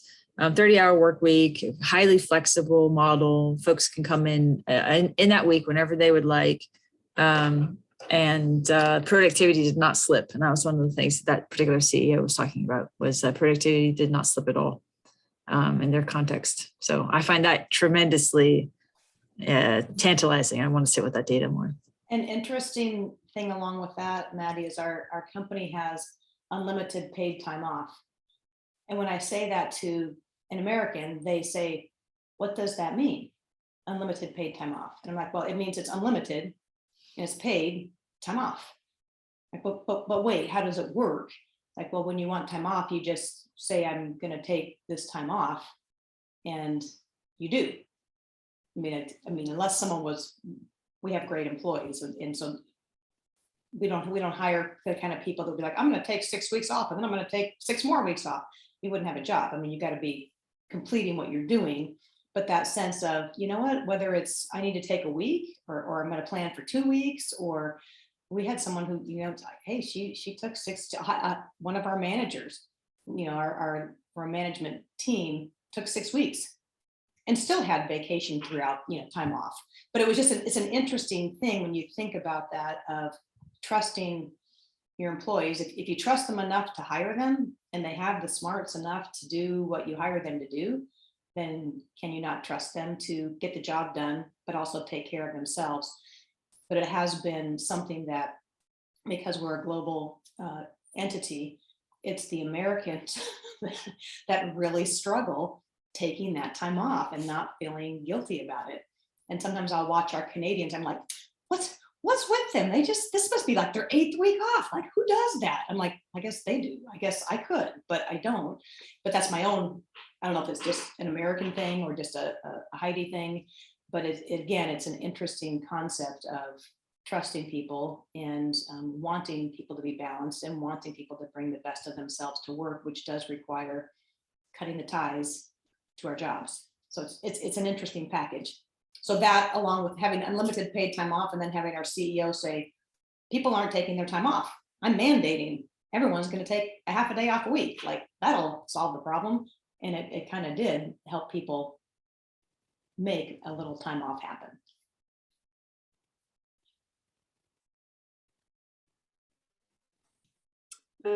Maybe Heidi, I just want to say, if there's a vacancy at your company, something that's suitable for me, please let me know, because I would really like to work there. It sounds like a great place to work, even though I'm very happy where I work currently. But I really like the idea that they have, and the thinking about that. But I think it's really important when you think about things like this, is the intentionality with which you have to plan those times off, because if you don't do it in an intentional way, it's so easy to start off with it and then to, just stop. Just get so hooked up in everything that you do, and you get distracted, and all of a sudden your time off is being utilized by doing some other job that you didn't have time to do.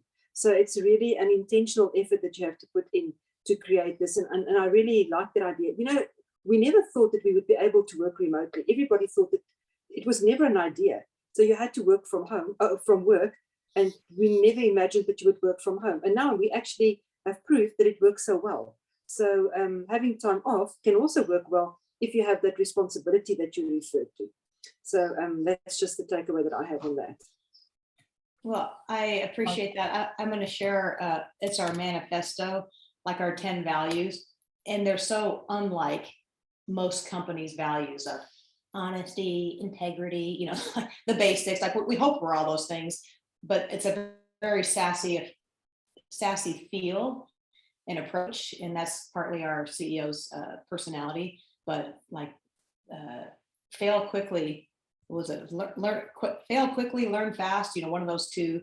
That's the message, and it's great because I convey that with my own L&D team. Like, it's okay to fail. Like, be risky, be daring. On the little card thing we did, little remix cards, I did the superhero, the e-learning superhero, and it was a picture of Wonder Woman, but you know, she was daring and courageous and innovative, and you know, wanted to help people with their learning. But that kind of embodies like this whole flavor and feel of the culture of our organization. So anyway, I could go on about that, but I won't. So thanks for the comment though, and always looking for smart people. I will say this, our L&D team, people don't leave because it's such a cool culture, and it's we have regular brain fests, and it's innovative and fun. Like, we get to do cool things. It's not like, well, we're not in a university setting, and I've been there where it's like, well, you got to work in this tool and you got to use this template. No, that's not the way we do things. We're breaking the mold on all those things. There's none of that. That's cool. The fail faster approach, that fail fast, learn quick, that actually, I believe, originated in game design, was the one that first made it very popular. And it's something that I regularly have on the wall in my office. Fail faster. The sooner it blows up, the sooner we can fix it and make it better. Yeah. But that's fantastic. You guys actually went right in the direction that I came off, you know, my hiding space for, which is this speaks directly to the whole work from home during the pandemic. That I've said to my previous employer and my current employer, if you want me to come sit in the office, I can come sit in the office. That's fine. But the project that takes me 2 hours to do, and then I spend 2 hours with my son, it's going to take me 2 hours to do. And then I'm going to wander around the office and chat with people for 2 hours and see what they're working on. I said, and to make it worse, more often than not, I'm going to finish the project in 2 hours, and I'm going to sit back to relax for 5 minutes, and you're going to walk by and give me something else to do that's not important and maybe not ready for us to actually work on. And I end up doing things multiple times because you're pushing to give me jobs because you think I'm, you know, bored, I guess, at work. And my kind of response was, if you hire somebody that's new at what I do, it's going to take them 8 hours to do what you want. I've spent 10 years finally crafting, you know, what I do, so that when you give me the information I need, I can create that learning module in a couple of hours. But I'm constantly learning new tools. I'm constantly studying. I'm doing all of this so that I can work that quickly. If you fill all of my free time with every little project that you can, I don't have time to hone my craft anymore. And I'm not going to be as quick and as ready. And your incentive to be that learner diminishes, because why learn how to be more efficient if it's just going to get. And it's that classic, the reward for efficiency is more work, you know, and that road leads to burnout. I think we all know that if you're constantly working as hard as you can on things, trying to get them done, you burn out. You can't function like that for a long time. So there's a great set of books, Alan Weiss, he's rather egotistical, but it's $1 Million Consulting. I guess if you can charge $1 million for your consulting, then I guess you could be a little arrogant. But he has a book that's called Values-Based Fees. And as a consultant, Michael, you would make $1 bazillion because you never pitch a deal on how many hours it will take. You pitch a deal on the value it provides to this client. And when I was under my own shingle, made crazy amounts of money, being pretty gutsy, but doing a really good job of consulting and understanding what they needed and the value it would provide to them, and put the dollar figure on there. And actually I remember one guy saying, this is a lot higher than we thought that would ever, and we almost didn't even want to read it, but then we read your proposal. I'm like, yeah, we want that.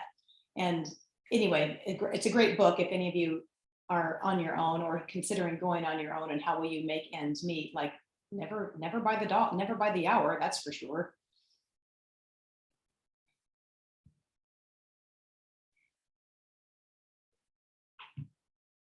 All right, Maddie, it's all you.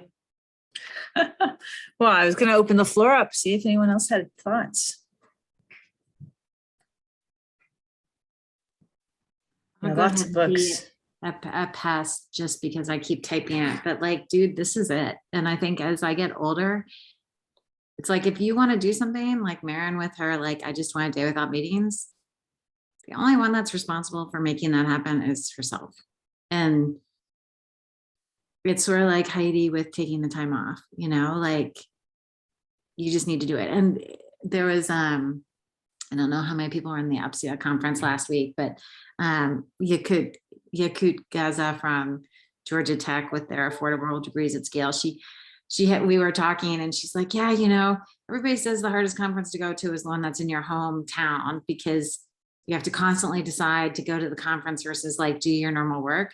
And she's like, virtual conferences are worse because like you can just skip all the sessions and just do the ones you're presenting at, because you have to choose. But that's like you have to choose. And there's, nobody else is going to make that choice. And so if you think, you want to take 8 weeks off, or you think I want a day without meetings, that my side gig is consulting and coaching. And like, if you need to hire a coach, there are plenty of people that are going to be local to you, but life is short and you got to do what you believe in doing. So like the value stuff is important and doing what you believe in, but there's also the part of you that's not work. And if there's stuff like, Maddie, force Angela to give you one thing that's the most important thing from your list of ideas, and then work on that and unfold it. Oh, right? I will say Angela's fantastic. We meet I know regularly. she is. I love Global was one of our ideas, and look at it now. But I think that where I was tapping in is that I'm never at a loss of ideas.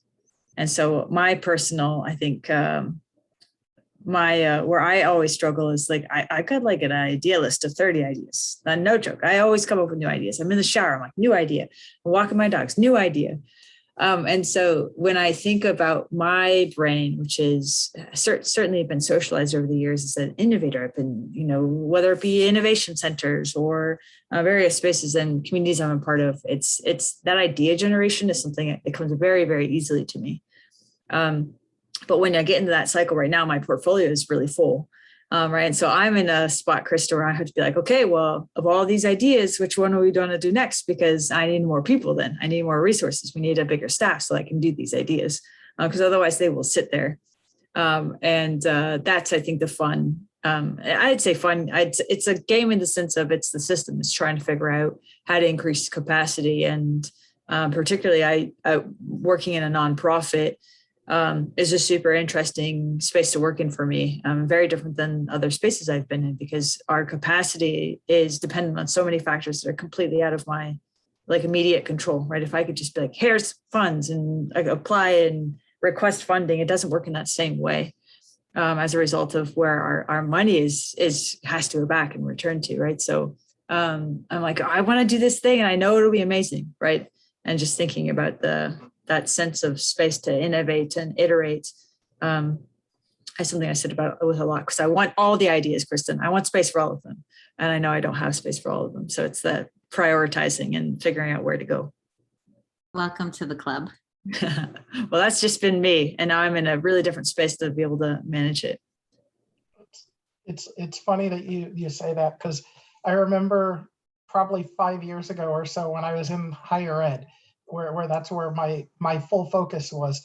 We had one of those reflection questions as a group, like an icebreaker kind of thing, where it was, what would you do if you won it was like the $50 billion lottery or something like that.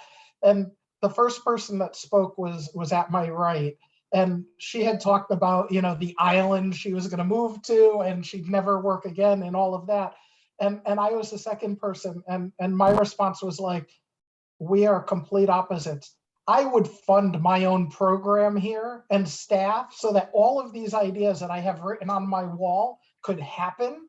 I was like, and if the whole rest of the place went up in flames, I'd rebuild my section of it with that, because having unlimited funds and the ability to hire staff and just say, Maddie, I want you on my team. Whatever you're getting paid, I will triple it. Come help us. This is our vision. Do you want to be in? Having that kind of power would be fantastic when you have those visions and you love what you're doing. It's great. And I remember people in the room laughing, being like, so you'd win the lotto and you'd spend the money for work. And I was like, yeah, because I'd be able to do what I love and help students and all those wonderful things. So right on the same page. Oh. You guys see the rainbow? Or no? Maybe you can't see the rainbow. Oh, I see the cat watching the outdoors. But you can see the rainbow just a little bit, I think, right? Oh, I can see it now on the right side. Yeah, right there. Sorry. Yes, cat, dog. I was excited waving at the cat. Not that the cat's going to pay any attention. I know that. No, it's the rainbow. But I love your idea, Michael. Amen to that idea.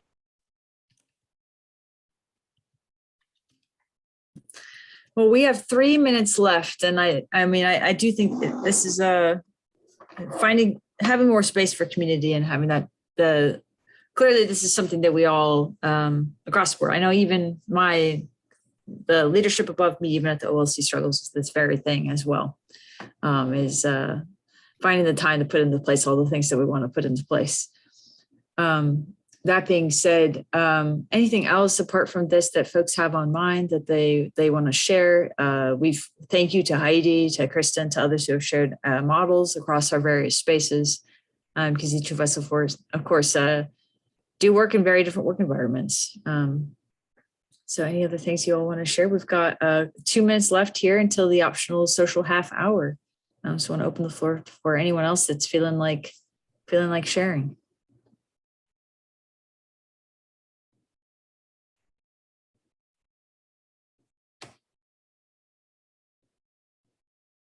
All right. If not, what I'll do is, of course, signal the end of the recording here a little bit early, and we can work or shift into this optional social half hour a little bit early. So go ahead and do that. Colleagues watching us back, we will hope to see you soon. So looking forward to next time.